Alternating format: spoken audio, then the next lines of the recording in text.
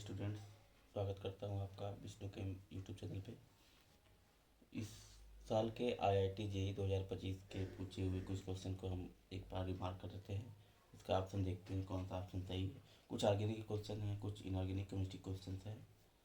तो चलिए स्टार्ट करते हैं। देखिए, ये एक सेगमेंट में पूछा गया ये क्वेश्चन था, जिसमें पूछा गया था स्टेबिलिटी आर्डर। तो इसमें 1, 2, 3 मॉलिक्यूल दिए हैं, जिसका नाम दिया गया पी, क्यू और आर से, और 4 ऑप्शन इसके दिए हैं।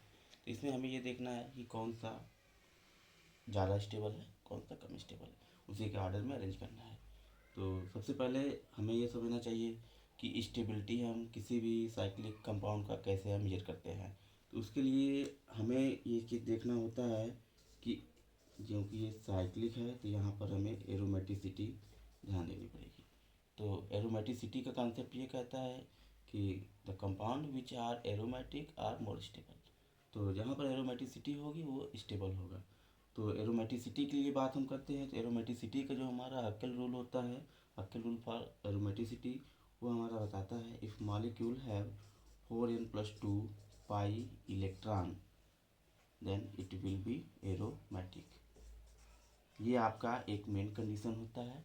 बाकी 3-4 कंडीशन और होते हैं, जैसे मॉलिक्यूल साइक्लिक होना चाहिए, वो प्लेनर होना चाहिए, वो रिंग में होना चाहिए, और बाकी 4n+2 पाई इलेक्ट्रॉन होना चाहिए एरोमेटिक के लिए, और 4n पाई सिस्टम होना चाहिए किसके लिए, अगर 4n पाई इलेक्ट्रॉन सिस्टम है तो क्या होगा, वो एंटी एरोमेटिक होगा। तो इस कॉन्सेप्ट के अकॉर्डिंग हम इसकी स्टेबिलिटी निकालेंगे। तो हमें एरोमेटिसिटी अगर पता चल जाएगी तो उसका हम स्टेबिलिटी आसानी से बता सकते हैं।